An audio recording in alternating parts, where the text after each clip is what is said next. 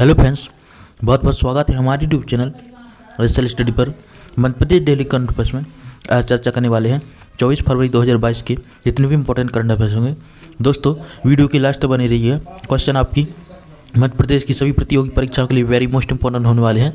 PDF के लिए हमारा टेलीग्राम ग्रुप ज्वाइन कर सकते हैं, जिसकी लिंक आपको डिस्क्रिप्शन में मिल जाएगी।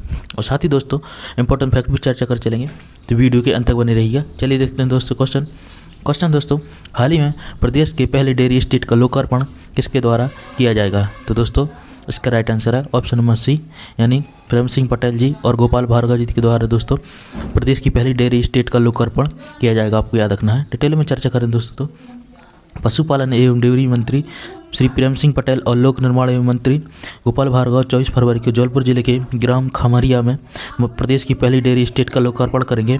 प्रदेश गौपालन एवं गौ संवर्धन बोर्ड के अध्यक्ष दोस्तों स्वामी अखिलेश्वरानंद गिरी जी हैं, ये आपको याद रखना है। इसके अलावा दोस्तों राज्य पशुधन एवं कुक्कुट विकास निगम श्री जसवंत जाटा हैं, तो ये भी आपको याद रखना है। विधायक तो श्री अजय बिश्नोई एवं सुशील कुमार तिवारी और अपर मुख्य सचिव पशुपालन डेयरी JN कसूटिया भी कार्यक्रम में शामिल होंगे, तो आपको याद रखना है। इसके अलावा दोस्तों बात करें राज्य पशुधन एवं कुक्कुट विकास निगम की, दोस्तों इसकी स्थापना 1982 में की गई थी और इसके अध्यक्ष दोस्तों जसवंत जाटा जी है, तो आपको याद रखना है। नेक्स्ट क्वेश्चन दोस्तों, हाल ही में प्रदेश में डिजिटल और स्किल विश्वविद्यालय की स्थापना कहाँ की जाएगी?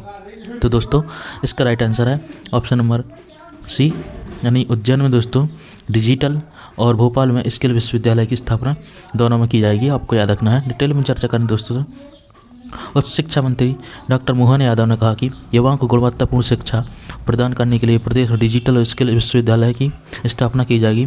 डॉक्टर यादव ने आज विभागीय समीक्षा के दौरान उक्त बात कही।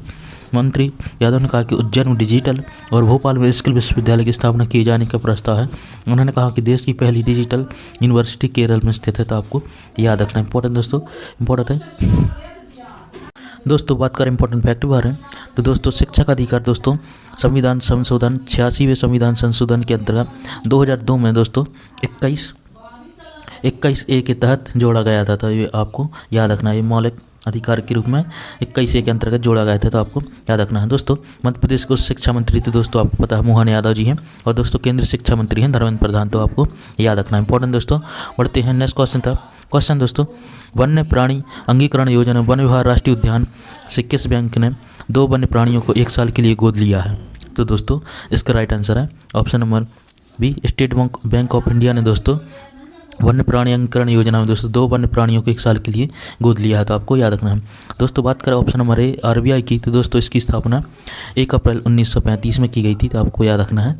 और दोस्तों इसका मुख्यालय मुंबई में है और इसके वर्तमान में गवर्नर हैं शक्तिकांत दास जी, तो आपको याद रखना है। इसके अलावा दोस्तों बात करें स्टेट बैंक ऑफ इंडिया के बारे में, तो दोस्तों इसकी स्थापना 1 जुलाई 1955 में की गई थी, तो आपको याद रखना है। और इसका भी मुख्यालय मुंबई में है और दोस्तों जिसके वर्तमान अध्यक्ष दिनेश खारा जी हैं, तो आपको याद रखना है। इसके अलावा दोस्तों बात करें नाबार्ड की, तो दोस्तों नाबार्ड की स्थापना 1982 में की गई थी, आपको याद रखना है। और जिसके वर्तमान में अध्यक्ष हैं दोस्तों डॉक्टर GR चिंताला जी, और इसका मुख्यालय भी दोस्तों मुंबई में है, तो आपको याद रखना है। दोस्तों बात करें सेंट्रल बैंक ऑफ इंडिया की, तो दोस्तों इसकी स्थापना 1911 में की गई थी, उसका मुख्यालय भी मुंबई में है, तो आपको इतने इंपॉर्टेंट फैक्ट याद रखने हैं। बढ़ते हैं दोस्तों डिटेल की तरफ, तो दोस्तों डिटेल में चर्चा करें तो वन विहार राष्ट्रीय उद्यान में वन्य प्राणी अंगीकरण अभिनव योजना में दोस्तों एक बार फिर से पुनः पर्यावरण तथा वन्य प्राणियों के संरक्षण के प्रति अपनी प्रतिबद्धता प्रदर्शित कर एक साथ एक नरबाघ पन्ना और मादा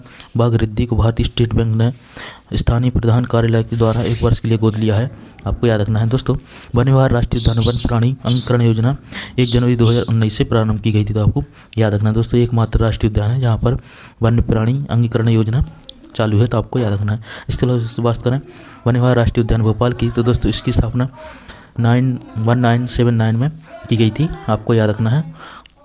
और दोस्तों मध्य प्रदेश में 1974 से वन्य जीव संरक्षण अधिनियम लागू होते हुए आपको याद रखना है।